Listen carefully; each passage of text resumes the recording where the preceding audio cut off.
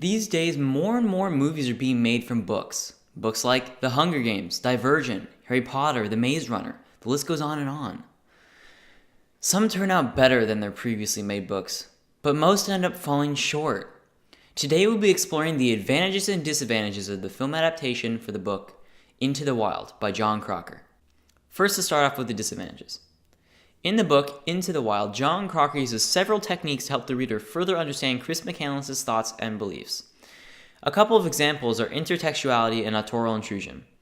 Autorial intrusion is the author penning into the story, poem or prose, steps away from the text and speaks out to the reader. John Krakauer intrudes into the book at certain points to create a deeper connection to the book. For example, in Chapter 7, Krakauer intrudes to tell a story about biographical portraits of three men: Jean Rosellini, the mountain climber John Malone Waterman, and the photographer Carl McCunn, as means of deepening his and the reader's understanding of Christopher McCandless. This would seem to be distracting from the actual plot, but it does provide a deeper connection to Chris McCandless. And while it may seem like a good thing for the film adaptation to leave out autorial intrusion, it then in turn excludes this deeper connection that someone who hasn't read Into the Wild didn't get a chance to experience. It also contributes to the overall experience of the story, and when the film adaptation removes autorial intrusion, it takes this experience away from the viewer. Another disadvantage of the film adaptation for Into the Wild is intertextuality. Intertextuality is the condition of interconnectedness among text, or the concept that any text is a mixture or blend of others. In simpler terms, the relationship between literary texts. John Krakauer will often place quotes or epigraphs that were highlighted in other books by Chris McCandless at the beginning of each chapter. This is to show a quick little sneak peek as to what will be in that chapter, as well as to help you further understand who Chris McCandless is as a person. For example, at the beginning of Chapter 5, the epilogue written by Jack London is about a buck that has matured as a result of fierce conditions it has endured in its life. Alexander's response to this was, "Hail the dominant primordial beast, and Captain Ahab too." In this chapter, Chris McCandless is learning to be a bit more responsible, at least for a while, as he works for a few months to accumulate some money. However, he cannot live that dull existence for as long as he's preparing for a trip to Alaska, where he plans to go into the wilderness for some time. The excerpt from Jack London's book helps give the reader not only a sneak peek into the chapter, but also provide a better understanding of what happened in that chapter after you read it. Krakauer would also add allusions into the paragraph to call something to mind without mentioning it explicitly. To show this, on page 75 it said, "He became convinced that humans had developed into progressively inferior beings." McKinney explains, "And it was his goal to return to a natural state. He was forever experimenting with different eras, Roman times, the Iron Age, the Bronze Age. By the end of his lifestyle, he had elements of the Neolithic." By saying that in the end of his lifestyle he had elements of the Neolithic, he implied that he was using almost no more than sticks and stones to stay alive without directly stating it. And one final disadvantage for the film adaptation of Into the Wild is, well, there's no actual term for it. But basically, while the film adaptation can show a chapter in the book much faster, it leaves out specific details that are crucial. The main two differences that I spotted from the book to the movie were scenes from Chris McCandless's childhood and also the scene where his parents go to claim his body.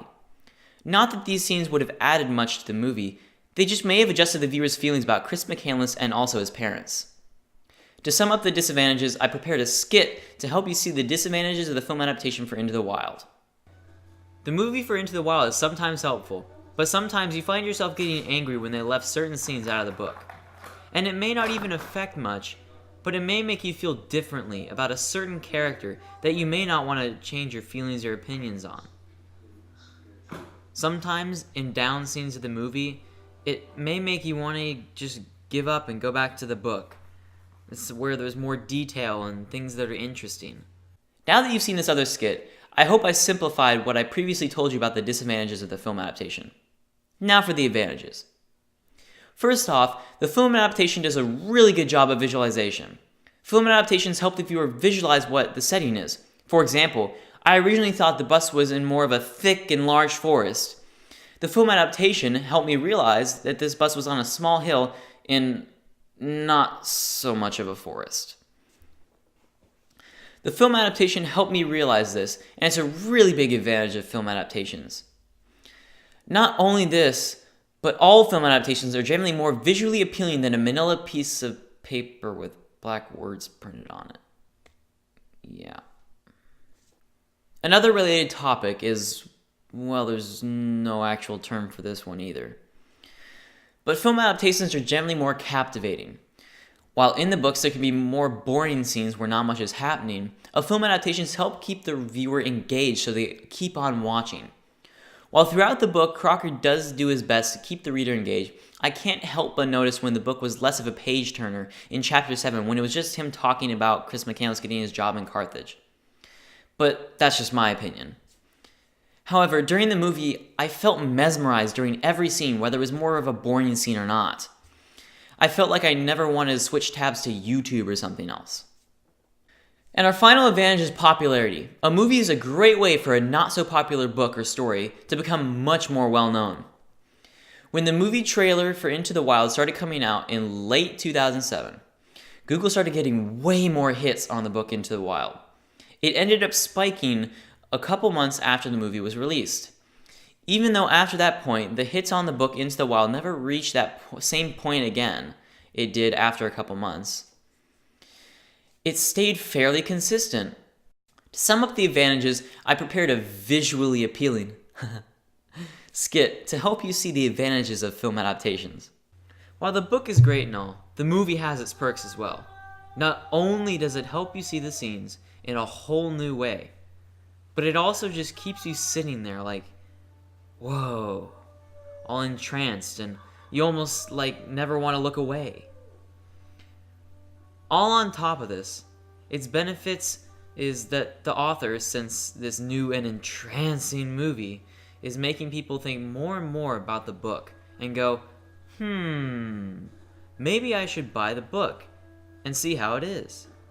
Which means big bucks for both the movie and the author.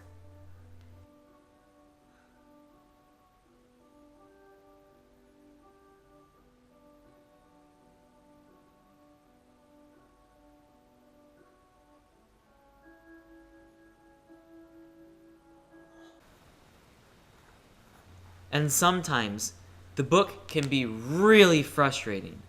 And so you sit there, you throw your book, and then you go start watching YouTube.